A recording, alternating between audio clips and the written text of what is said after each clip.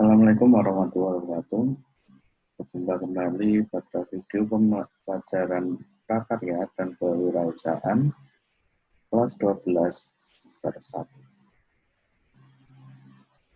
Pada video pembelajaran kali ini, kita akan membahas mengenai media promosi produk hasil budidaya unggas petelur.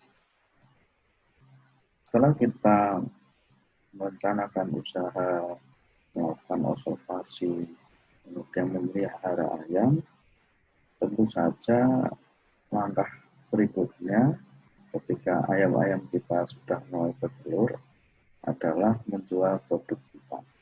Nah, bagaimana cara kita menjual produk kita sehingga produksi kita atau usaha kita bisa berjalan dengan lancar?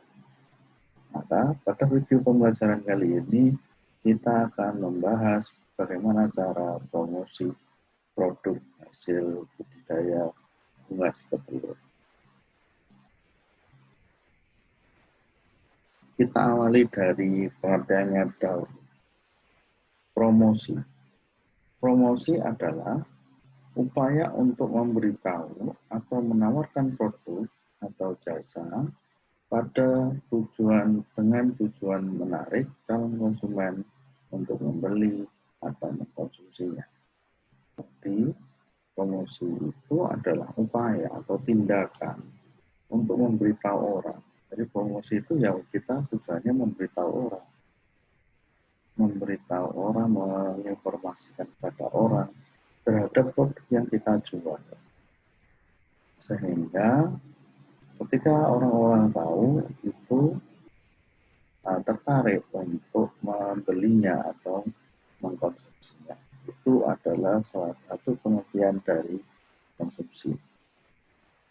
Nah, untuk menjalankan promosi, itu kita harus menggunakan strategi pemasaran atau dalam bahasa populernya adalah marketing.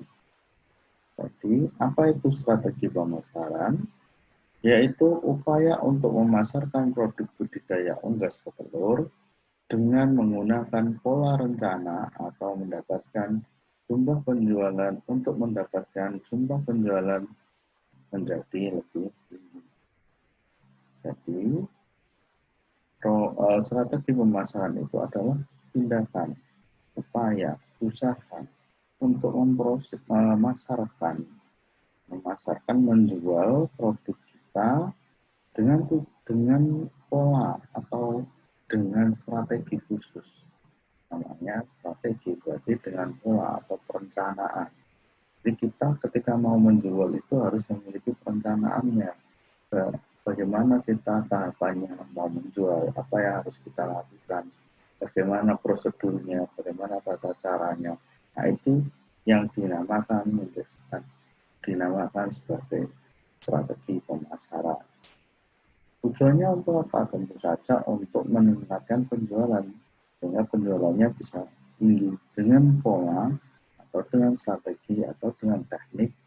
Itu yang kita harapkan adalah peningkatan penjualan.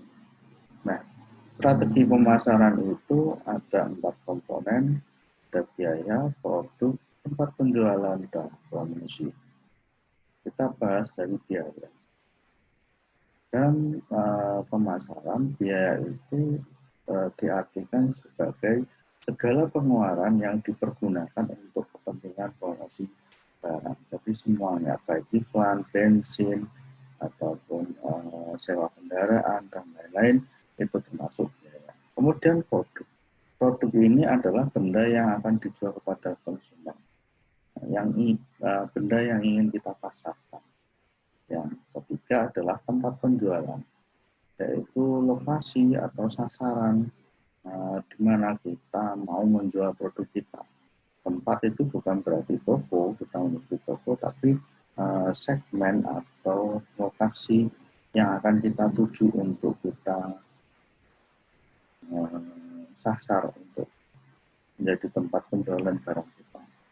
Kemudian yang terakhir adalah promosi, yaitu upaya yang dilakukan untuk menawarkan barang kita, bagaimana kita menawarkan.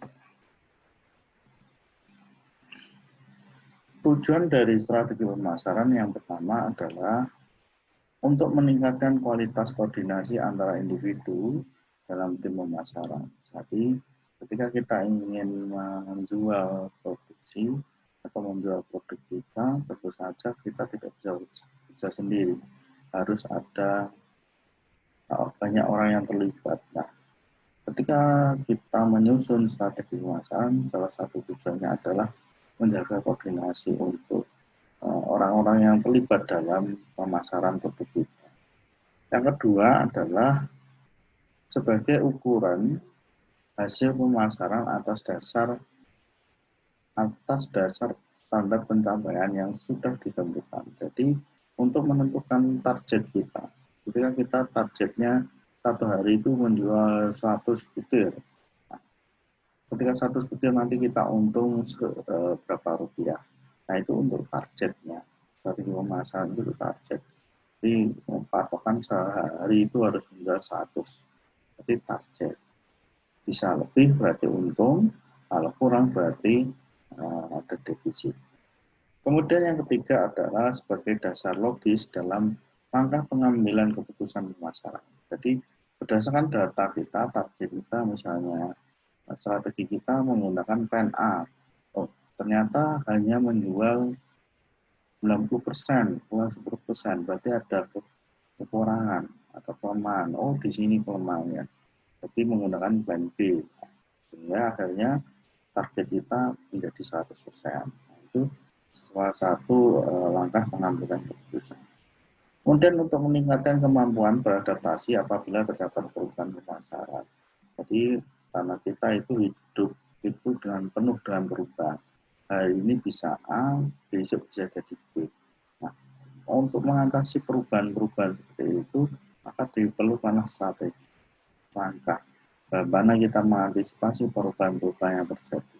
Seperti halnya sekarang ada virus corona, daya beli masyarakat menurun, ke pasar menurun. Nah, apa strategi kita untuk menjual?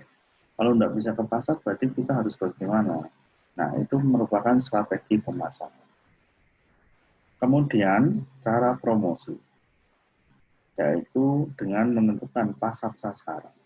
Pasar sasaran itu adalah bagaimana caranya, yaitu memproses, mengevaluasi daya tarik masing-masing segmen pasar, dan memilih salah satu atau lebih segmen yang akan dilayani. Jadi cara promosi itu kita harus menentukan segmen kita siapa. Apakah segmen pasar kita itu satu konsumen, dua konsumen, pasar mana, lokasi mana. Yang kedua adalah menetapkan target pasar yang terdiri dari merancang strategi untuk membangun hubungan yang tepat dengan pelanggan yang tepat. Jadi ketika produk kita dijual pada pelanggan yang tepat, otomatis harga kita atau penjualan kita akan lancar. Apabila kita salah menentukan sasaran atau target, otomatis penjualan kita akan menurun. Kemudian tempat penjualan produk. Tempat yang dimaksud ini adalah sasaran pasar untuk membedakan segmen penawaran dengan produk pesaing. Jadi tempat itu adalah bagaimana produk pesaing yang berada di sekitar lokasi yang ingin kami tuju. Nah, sasaran strategi promosi. Ini ada AIDA. AIDA bisa kalian lihat di buku paket. Nah, yang pertama ada attention atau perhatian calon pembeli. Bagaimana strategi promosi pemasar itu, yaitu adalah untuk menarik pembeli. Ketika sudah menarik perhatian, mulai tertarik, kemudian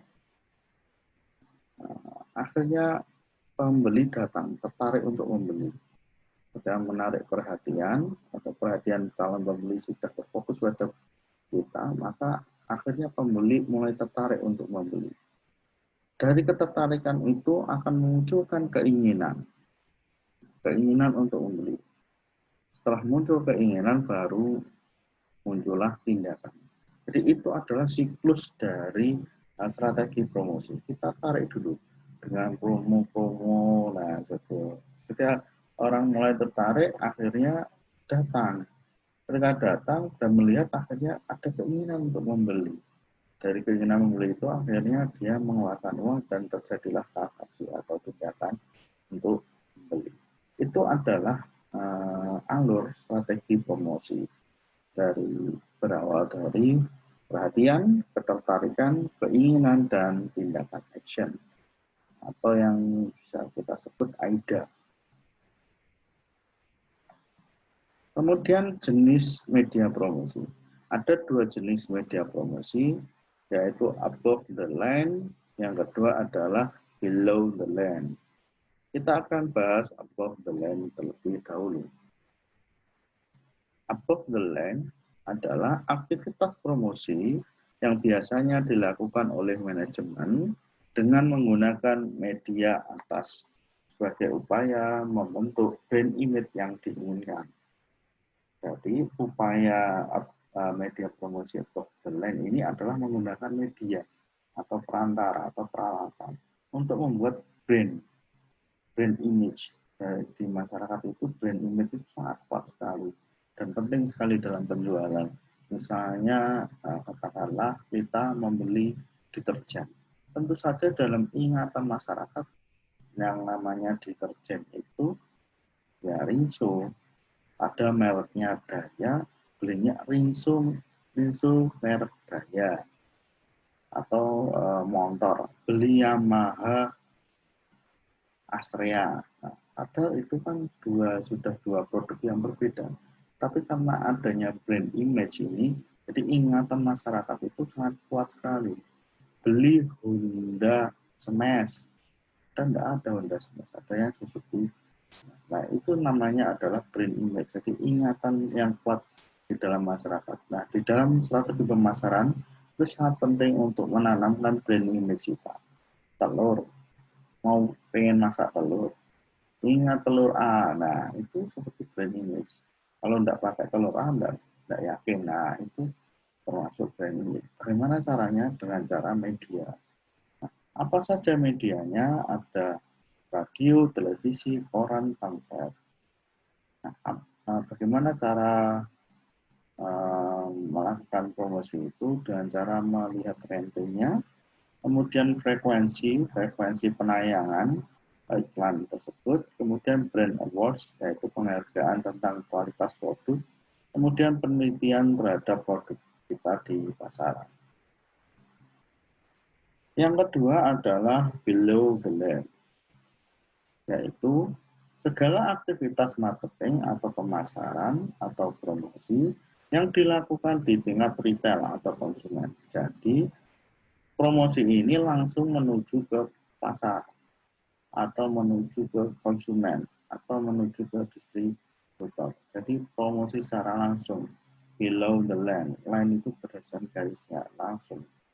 Nah, bagaimana caranya? Yaitu melalui ada yang pakai marketing email, telemarketing itu telepon, marketing email itu mengirimkan fax atau email, banner, baliho. Nah, kalau dalam kasus budidaya unggas petelur ya tentu saja kita langsung door to door ke rumah-rumah atau ke toko-toko menawarkan produk kita. Itu contoh dari below the line. Nah, tujuannya apa? Untuk menarik pelanggan baru, materialitas, biaya per produk, dan kualitas produk. Itu adalah macam-macam dari media promosi. Nah, bagaimana strategi pemasaran produk budidaya unggas kita kepada konsumen rumah tangga? Pertama, kita bisa memberikan harga yang kompetitif. Tujuannya untuk menarik perhatian konsumen agar mau membeli produk telur yang dengan membandingkan harga produk pesaing.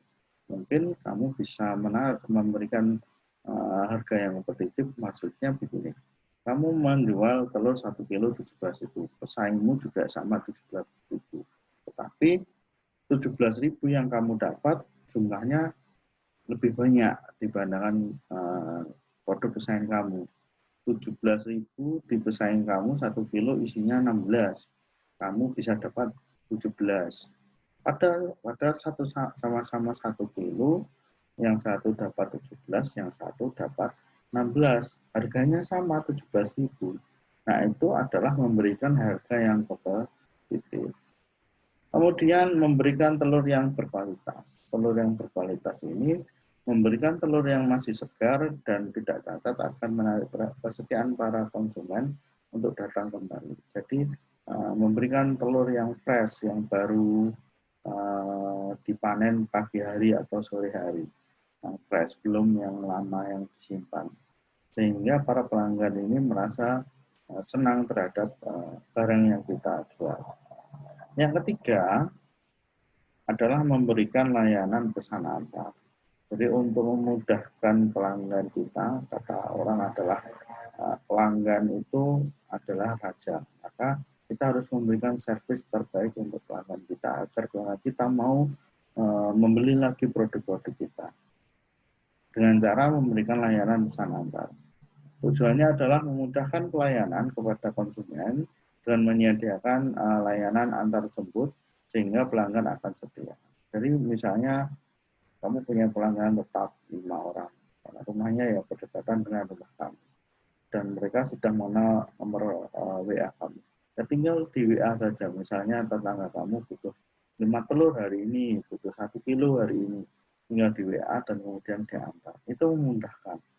Pelanggan pasti mencari seperti itu karena kadang pelanggan itu memiliki kesibukan masing-masing, mungkin tidak sempat belanja ke toko sehingga cukup SMS dan kita antar produk kita, ya pelanggan merasa terbantu. Demikian video pembelajaran kali ini, sampai jumpa pada video pembelajaran selanjutnya. Assalamualaikum warahmatullahi wabarakatuh.